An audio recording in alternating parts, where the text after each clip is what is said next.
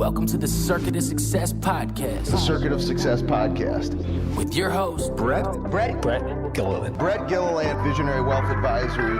The Circuit of Success Podcast. Let's start the show. Welcome to the Circuit of Success. I'm your host, Brett Gilliland. Today, I've got Corey Schonhorst. Yep.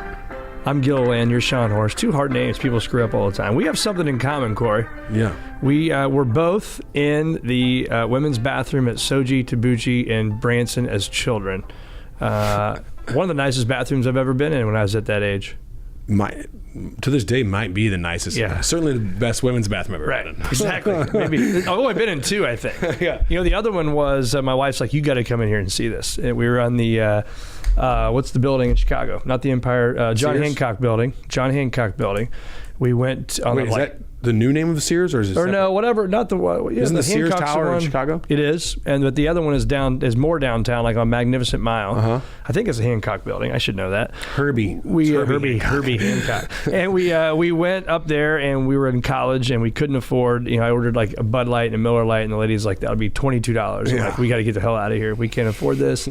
But she went to the restroom, and like the last stall was all glass. You just saw. So I snuck in there, but nothing was weird. We just went in there, and we did that. But you are Corey Schonhorst. You are the executive director of YAPAC, Chasing Dreams nonprofit as well. Done all sorts of things, radio guy, podcast stuff. It was awesome to be with you, man. But I always ask the same question on every podcast. Okay. What has helped make you the man you are today? Oof.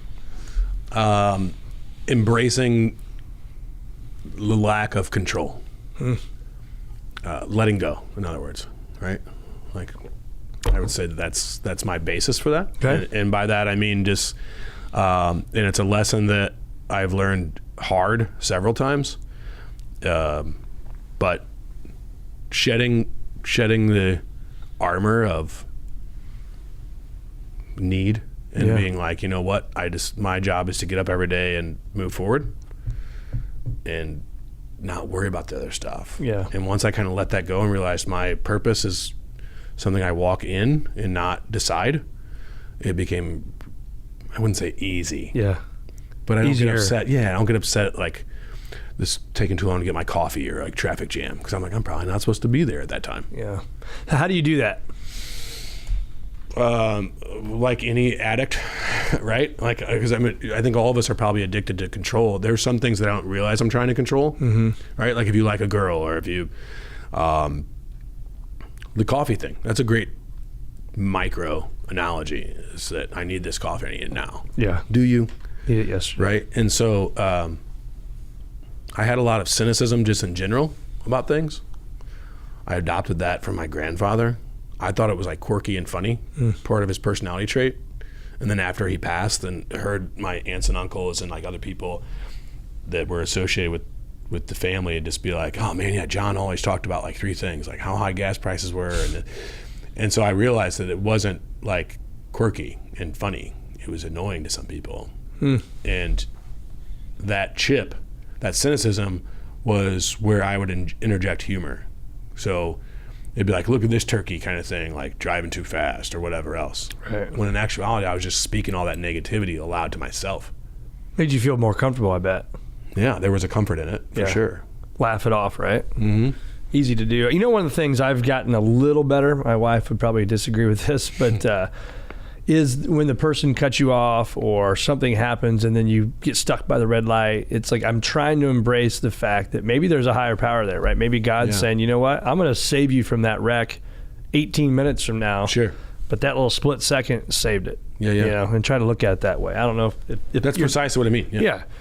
Because it's easy to get pissed off, right? People drive terrible or whatever it may be. So, and so talk about your upbringing a little bit. Was that part of it as well? I mean, I know you bounced around a little bit here and there. Was that part of that cynicism? Yeah, for sure. My entire teenage years were based in this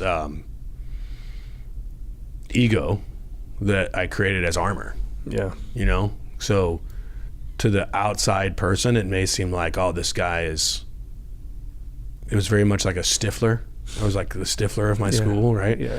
And it might be like, oh, this guy's cool or whatever else. But in hindsight, like I bet you a lot of people didn't think that behind my back. Because I portrayed this fight at the drop of a dime, like always in fights. Yeah. Always had something smart ass to say, always doing that kind of stuff. And it was all just to protect the inside, because I wasn't like familiar with how to speak about anything, especially emotions. My primary childhood, I was raised by two people that were born in 1933. So there's not a lot of, how do you feel today? Yeah, the warm fuzzies weren't part of that deal. Right. I felt very loved by my grandparents, but I think I might have verbally heard my grandfather say it 3 times. So you're raised by your grandparents, you're saying? Primarily, yeah. I spent time with my mom and stepdad. It was very sporadic. Like the quick breakdown would be up until 1st grade, I was with my grandparents, and then 1 through 3, mom. 4th grade, grandparents. 5th grade, mom. 6th grade, grandparents. 7th and 8th grade, mom. Wow. And then high school, grandparents, and then great aunt. Wow. So it was a lot. And that was part of, like you're saying, like that guarded, why was I cynical? It was because I had this belief that no one truly loved me unconditionally or at all. And so it was like, well, how do I do that? Because as a kid, I tried to excel at sports and academics, and that didn't give me the love I wanted. It wasn't until much later in life when I got a mentor that I realized I could just show up and be myself, and that is enough for the right people. Was that through coaching? Is that, you said mentor? I mean, because you got somebody listening to this right now that may be feeling that exact same way, right? And they just like, I just need to be heard, or I need to stop the BS and do it this way. Like, how did you beat that? I don't know if you ever fully beat it, but how did you overcome it? I've identified it. I don't think, I would like to think that our journey is never ending, in the sense that, like, if I was reached the point of like self-actualization, I would just be on the mountain giving advice somewhere, right? Like, I'd just be so at peace, I wouldn't care. But I mean, I think I got there through some mentorship, but I don't think out loud I've ever compared that feeling to addiction until just now on accident a minute ago. But that's a good analogy for it, because it really is. You really do get addicted to that comfortable chaos. And so for me, therapy, mentorship, all that stuff worked. It all had an effect, but it wasn't until I flipped the switch. Yeah. Just like if we were to give each other advice, like how many times have you heard from your buddies or given advice to your buddies about a relationship or something, and it's like, yeah, man, just forget about it. And then like, you're like, yeah, for sure. But then when you're in that shoe, you're 6 months in, laying on the couch crying. And you're like, I don't know how to do it. So it was just definitely, forget about it. It was definitely that. It was definitely a switch I had to turn, but the mentorship and all that went into helping. What I would say, in short, is talking about it with other people is great to give yourself an understanding of what really is inside. But you can't find happiness through other people. No, you cannot. And it's so funny. I just had this discussion with my wife the other day and my coach. So as a child, I was a really nervous kid. I would throw up before ball games, golf matches, whatever. Junior high court, I'm out getting sick. They're saying my name. And it carried on through, not as much in college, but then it was still certainly some stuff there. But then after college, in my professional career, so 2001, I started in the finance industry, and then still obviously doing that today. But in 2007, so for 5 or 6 years, I carried that with me. And then I was in a group at an offsite goal planning thing, and I told these guys, like, listen, man, even as a grown man with kids at that time, I'm still puking when I get really nervous before a meeting or before I have to go give a talk. And that was August of 2007. Okay. And from that time, I have not gotten sick out of nerves and anxiety, because it was like this armor I was able to take off, throw it to the side, and say, this is who I am. Yeah. And dude, it was like, it gives me chills thinking about it. Like, it was incredible that from August of 2007 to now, here we are in 2026, not happened. Do you...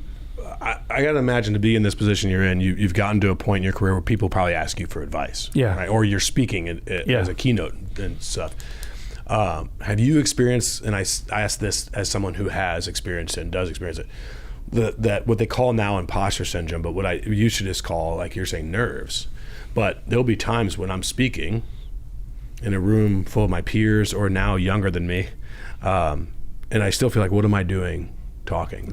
Was that part of your overcoming that? Like, did you get I think so. Yeah. I mean, I think for a while, especially now, I mean, you're my 474th interview, and I think back for 9 years, my anniversary was just this last week. And I'm thinking, when I started this, I had a good bottle of wine and I'm like, I had some liquid courage. I reached out to some former athletes that were buddies and I'm like, hey, would you come on a podcast? They're like, yeah. Next thing you know, I've got a podcast. And then every time I'd be sitting across from somebody, I'm like, holy crap. I mean, you look at some of the names on here, right? And it's like, what is this kid from Mattoon, Illinois? How did I pull this one off? Are they gonna find out who I am, right? But I think you do. But you said something. What'd you call it? The chaos, something comfort zone or something you call it. I call it the comfort zone callus. Okay. And I think the more you get out of your comfort zone, then you start to believe more. And for me, it was around belief. Same for you? Yeah. Belief in myself and then belief in understanding. I think briefly before we started, I talked about like the power of like letting go. And that was huge for me. Because I kind of revert back to my faith when I am feeling a certain kind of way or a lack of, because I'm like, no, even these imperfections, like we were built in his image, right? So like, if I believe in God, why would I disbelieve in myself? Why would I not believe that I am going to achieve everything that I want to achieve? Because I have that in me. Yeah. And then that becomes one of those things where my biggest hang-ups were other people's opinions. And even now, sometimes it'll like get me down, like, oh, what if this person thinks that? And in actuality, none of that's really ever affected the people that truly know me. Yeah. Or my trajectory. Yep. It's funny. So I've thankfully have not really ever, obviously I care what people think, but it doesn't slow me down in my opinion. I always say, look, if you're going someplace, man, and you're trying to climb to the top, there's going to be people that don't like you. And that's just, it is what it is, right? And I think the better human being we can be, and maybe you can convert some of those people back over to the good side, but I think that's just going to happen if you're trying anything big in life, right? And I think for me, it's I always talk about these fears, these false evidences appearing real. And so this is a question I normally ask at the end, but I'm going to ask now is, you talked about what if this person thinks that, or what if this thing happens? How many of the fears you've put in your mind have actually blown up to the magnitude you put them in your mind to be? I mean, what's the statistic on it is, right? Like it's like 60% or something of the things we worry about never actually come to fruition. I would say in my scenario, closer to it depends. When you ask that, it's kind of, I'm thinking too deep on it. When I think about like what worries me about tomorrow, it often never comes to fruition. That's my point. But when I think about what I may have to overcome in the next phase, like if I'm building this or if I'm doing that, then that is usually more of like it becomes what I've come to realize is like a manifestation. It's a self-fulfilling prophecy. Yep.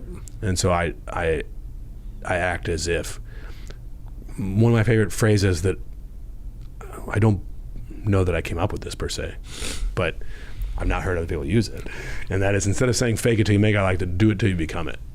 Yep. Right? It is because like it was hard for me to wrap my head around the idea of living as if. Have you heard about this? Like any kind of self-help thing, you're like live as if you already make $2 million a year. Live as if this happens. And I was like, how do you do that without like acting? And then it felt false. So what I drew from that is that's where I'm going. And then my decisions, like my choices, are pushing me towards that subconsciously. Yeah. So when I have to make a choice, I rarely hesitate. Yep. If it's easier or hard choice, it's just like make the decision and go because. Well, you know who the Corey in 5 years wants to be. It's easier to make the decision today, in my opinion. It's funny you say that. So every shameless plug here, I've got my own journal that I sell on Amazon, Achieving a Future Greater Than Your Past. You see it on my microphone. You've got one on yours as well. Our firm's mission, my personal mission, is helping people achieve a future greater than their past. Okay, and so before we dive into that, to what your point is, to fake it till you make it. This journal, I have a quote that somebody says on this podcast, and there's a QR code. You can go and listen to the podcast. But this guy's name's Justin Sua. He's a MLB and executive performance coach for some Major League Baseball teams. He says, dominate the level you're at now. And when you get to the future, you'll have the tools you will need to thrive when you get there. And I thought it's just funny that you said that because that's today's. And so I read them every morning and what somebody had said. And I just think about that too. And you may want to be here, the 2 million or whatever you talked about, right? But if you're here today, dominate here. So then when you get there, you're ready, right? So thoughts on that? I like it for several reasons. In the sports analogy, I always talk to my sons, like my youngest son right now is in 5th grade, but he plays basketball in 7th grade for the last 2 years. So since 4th grade, he played 7th grade. And the idea there was this is going to be frustrating and it's going to be hard. Yeah. But when you get into your feeder team in middle school, it's going to be easy. Because you're facing the hard stuff now, right? And then I'll just plug him real quick. First season he did that. He averaged 3 points a game. This last season he had 16 points a game. There you go. Yeah. And we had an undefeated season. There you go. But as a man who no longer plays sports, I would say that how that would pertain to just everyday life for me is living in the moment in general. Gratitude. Dominate where you're at. Almost directly to me translates in my mind as gratitude. Just in the gym this morning, I was talking about a mind shift of have to versus get to. Right? Like, it's a big one. It sucks when I have to go to the gym today. Oh, I have to go do this. I have to go do that. Right. But when you think about it, it's not a chore, but in gratitude, like I'm grateful that I woke up this morning and I get to go to the gym today. Yeah. Then it becomes a much different mindset and it's like exciting almost. Yeah. Because not. You think how many people would trade places with you? I mean, that person in that ambulance right there would trade places with us right now. Heartbeat. But we never think about that, right? Like you were talking about with traffic earlier. We don't think about like maybe they cut us off because they just got a call that their kid's in the hospital. Yeah. But instead we're like, oh man, this sucks. Right. Or a lot of times you're sitting in traffic because there's an accident a half mile up the road. And as humans, our first thought is rarely ever, at least mine, I'll speak for myself, is rarely ever, I hope that person's okay. Yeah. They're like, man, I'm going to be late. Yeah. Well, what about that individual that may have just died? Yeah. Right? And we're like worried. They'd rather be late. We're worried because we're not going to make it to the Fox Theater or something. So it gets kind of goofy. So I think that is where I would think of that is gratitude. It's a direct translation of like, I get to now. How do you handle rejection? I think everybody handles it differently, right? You get told no. How do you overcome that and keep fighting to maybe eventually get the yes? One of the things I've started doing lately, when I say lately, like last 8 months, is really listening to what I teach to my sons. Listening to what I say. Yeah. It becomes one of those things where I'm sure you've heard before, like, if you tell your kids you can be anything you want to be when you grow up, at some point in their life, they're going to be like, are you what you wanted to be? Yeah, good question. Are you? So it kind of comes to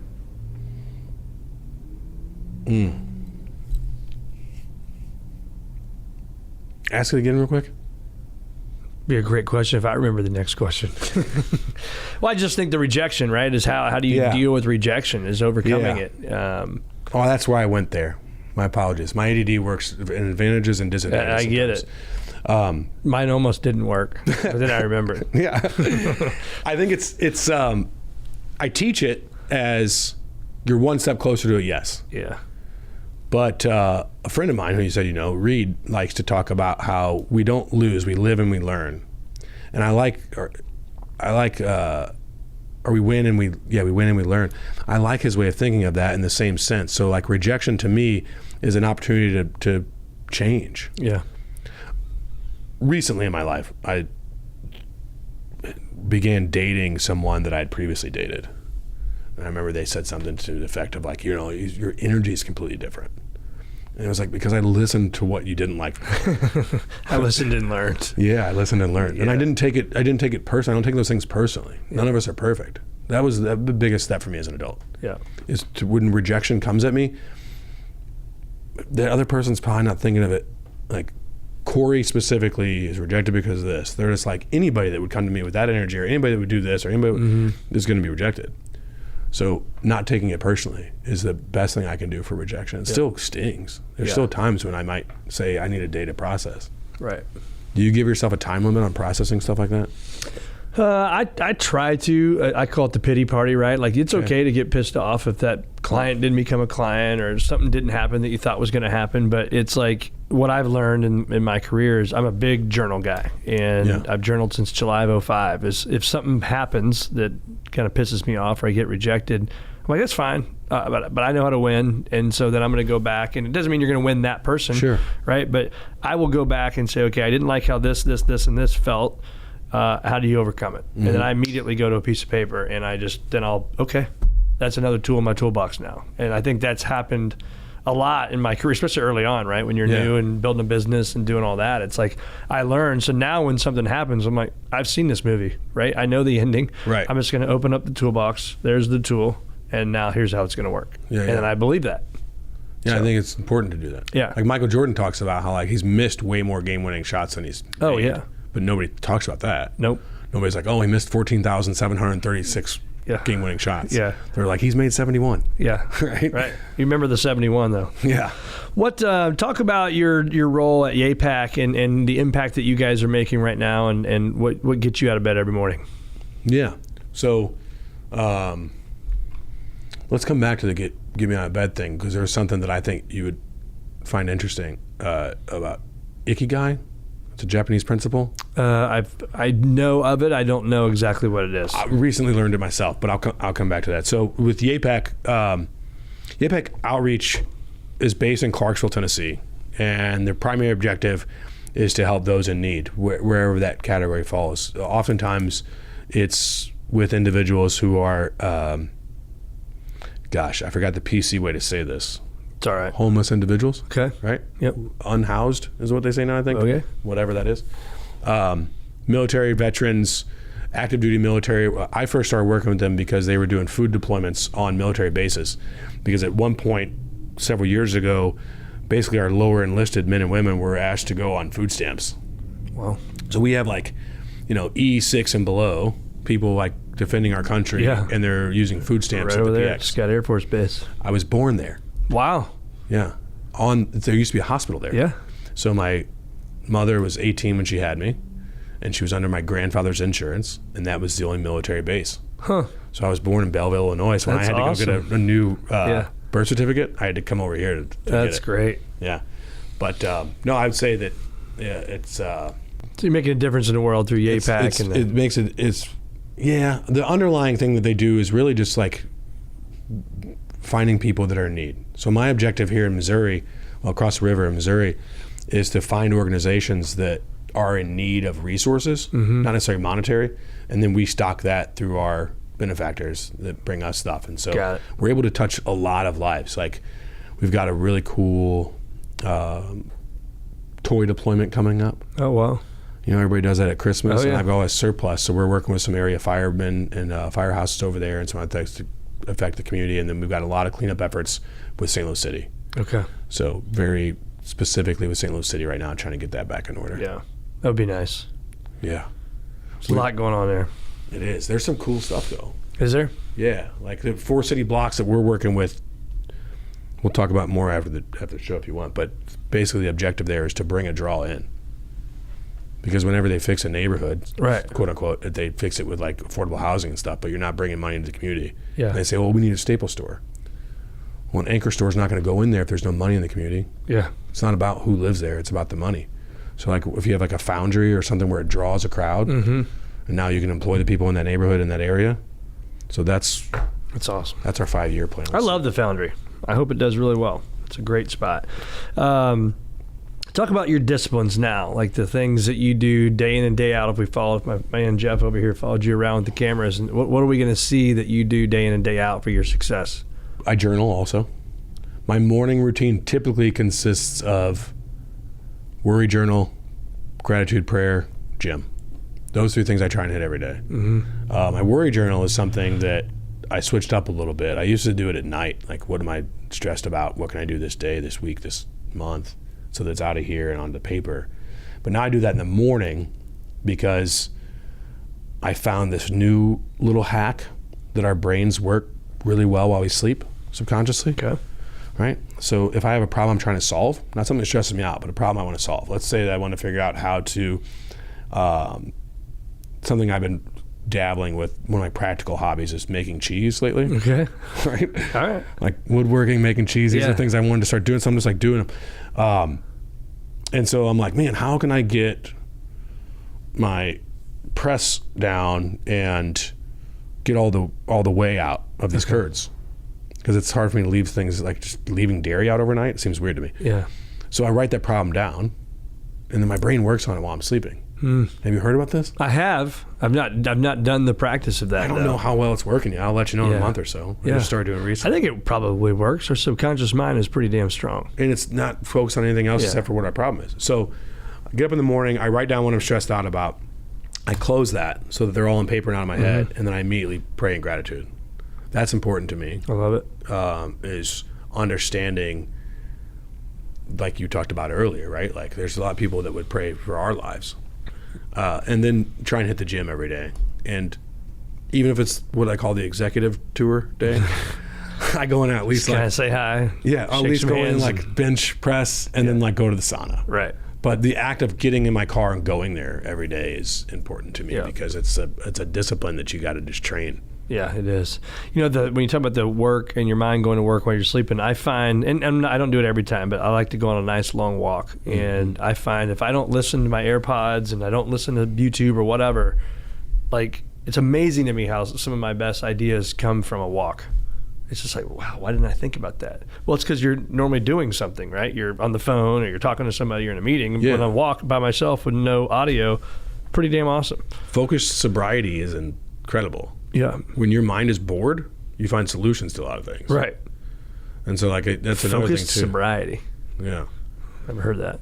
I don't know that I've ever said it. A lot of new things here today. Yeah. A lot of new things. When you think about your life and you think about where you're going now, what is the one thing that consumes your mind the most, you think, that you want to overcome?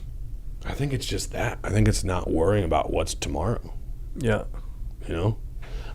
How clear are you on your future? Like if I told you, and this is one of my strengths and my passions with people, is you're 3 months, 12 months, 3 years, 5 years. How clear are you, do you think, on a goal of exactly what you want to accomplish and exactly like where you want to live? Who do you want to be there at the dinner table?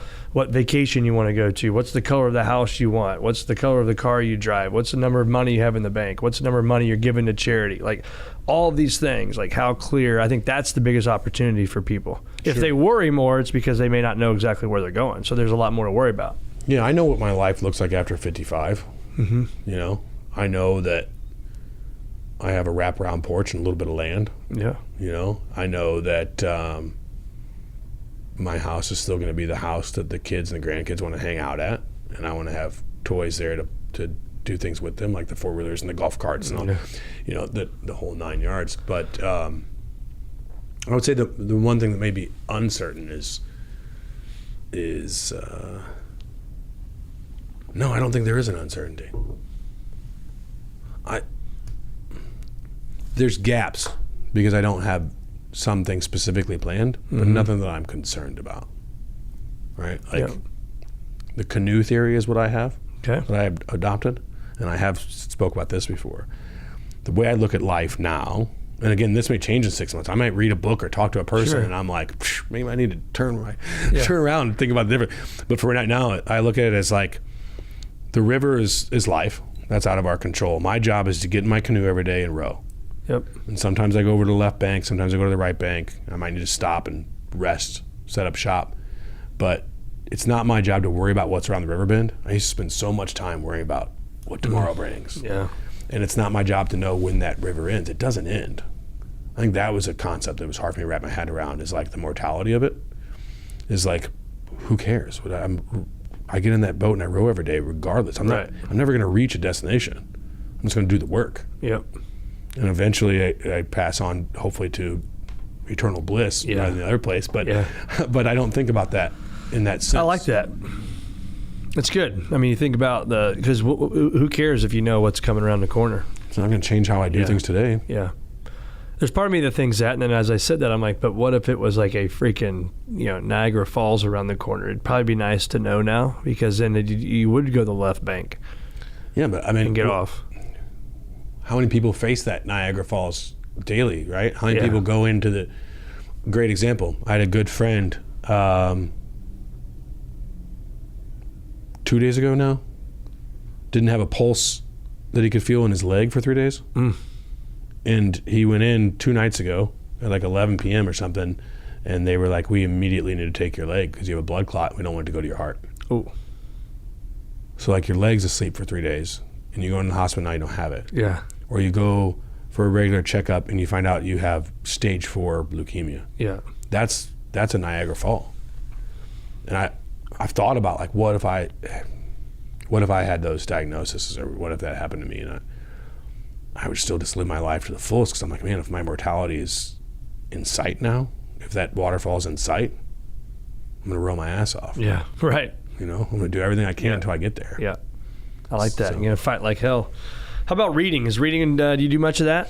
Not as much as I'd like. Okay. I've done more in the last 2 years than I probably did 30 years Wow. from school. And that was really about cognitive memory, like just ensuring that I can do what I can to, growing up around elderly people, I witnessed individuals age very quickly and age very slowly. My grandmother will be 93 this April, and I could call her right now and be like, hey, Meemaw, what is such and such that lived 4 houses down, and they had that Chinese chow that would get out and chase us, and she'd be like, they ate, and I'm like, yeah, sharp as a tack. Mobility is a little iffy, but really sharp still, and it's because she worked cognitively on her brain. Like in the mornings, she's doing crosswords or Sudoku. She's always like calling the bingo, not just at bingo. She's active, and my grandfather and her were born the same day, 6 hours apart. Oh my gosh. And when he retired, he kept to himself. He had like he'd get out, he'd watch TV, eat his stuff, he'd build some models, watch TV, go to bed. And his health declined rapidly after retirement. Yeah. Hers did not, and still has not. Use it or lose it. Yeah, man. And so like reading for me is when you hear about people talking about like kids learn better, their kids are sponges. I think about, I saw an infomercial or something the other day that was trying to sell something, and it's like, what do we try and learn as adults? We're certainly not in school for 8 hours. Yeah. I would like to think that if I was in somewhere 8 hours a day, 5 days a week, that I would still be able to gain quite a bit of knowledge. Right. And so I don't think it's that we necessarily stop learning at the same rate. It's just that we're not focusing our attention on it. Yeah. And so that, along with like using phones for everything nowadays, I think it's important to read, because in my brain, that's how I prevent early set Alzheimer's. It's like using my brain correctly. So I read a little more now Good. than I did. I'm a 10-pager guy. 10 pages a day. Okay. Yeah, that's Pages a the day. icky guy stuff Yeah. I'm talking about. Okay. Yeah. 10 pages a day. I did that. Started in 2016, I think. You know, so you average about 20 to 25 books a year. I'm like, that works. Yeah. I don't always do it, but That's got to be the 1%. You still got to be in the 1%. Oh, yeah. Doing that. Yeah. I think if you read 5 books a year, you'd be in 1%. yeah, I think you're probably right. Right? Like, Yeah. Interesting. So talk about now, like again, the work that you're doing, the impact you're making. What does the goal planning look like for you? Like, how do you slow down in this crazy world that we live in and decide where you want to go? Slowing down and deciding where I want to go, I think maybe a two-parter. Slowing down is same as you. Like, I like to walk. I like to go out in nature. I love nature. Mm-hmm. I love it. I really feel as if that's my connector point. Yeah. I'm pretty blessed to see more animals than most people. like many people have pointed that out. Like, how do you spot groundhogs while we're going 60 miles an hour? I'm very in tune. It's a talent. Yeah, it really is. I notice movement. It's but it's something that slows me down to look at how vast, powerful. I went to the redwoods for the first time this last year in Sequoia, and man, I'm not like what you might classically call like granola or hippie or whatever else, but I hugged that tree. I've not been there. My wife has been there. I touched it. It's amazing. It's spongy. It's the bark feels like a Christmas ham. Like, it's not hard. It's like spongy, and I guess it's just full of moisture. But they're massive, right? Yeah. I mean, pictures don't do it justice. It's incredible. So slowing myself down, I put myself in perspective by getting out in nature as much as I can and realizing how like insignificant we are. Yeah. Ain't that the truth? Talk about AI, man. Is that playing a role in your life at all? And do you use it much? No, I'm a brick and mortar guy. Yeah. I say that because I've never ordered anything online. Yeah, okay. Case in point, like several weeks You've ago. never ordered something online, like a shirt or a light bulb? I've had people help me do this. So like several weeks ago, a friend of mine was like, hey, let me help you, You're the style one up or percenter. whatever. And I was like, maybe. I'm going to be that guy who's in like a gas-powered car Yeah. fighting off robots in my farm. I'll tell you that. Like, I don't believe in conspiracy stuff, Yeah. but like, I wonder if this generation's never seen Terminator 2, Right. all this AI stuff. I had a big conversation with one of my buddies who's insistent upon getting a Tesla robot. I'm like, dude, it's going to kill you. And he's like, no, I'm going to be real nice to it. I'm going to be real nice to It it. doesn't have emotions. It doesn't Yeah. care. Doesn't mean the next door neighbor's robot doesn't like you because the neighbor said you suck. Right, Yeah. right. AI is terrifying to me. It's cool. Yeah. I use ChatGPT a little bit now. I've used it a little bit. My first time using it was just this last year also. Yeah. I say year as in the school year. Yeah. The 25-26 season. Mm-hmm. I had to give this speech at a gala, and the Sunday prior, I think it was on a Thursday, and the Sunday prior, the woman putting it on, she's like, hey, can you send over your speech just so we have it for a teleprompter we know? And I was like, I don't have one. Like, she's like, you're just going to wing it? And I'm like, well, yeah, I know what I'm going to talk about. Yeah. And she's like, can you just turn something in? And so like I put in my like little blurb notes. It wasn't a paragraph. It was not a full paragraph into ChatGPT. And I said, make a 4-minute speech. It's unreal. And it did it in like a half second. Not only that, but it like titled it. Yeah. It was like on point. And that terrified me more than before I used it. Yeah. Because I was like, why do you know everything about me? So Yeah. AI, man, that's wild to me.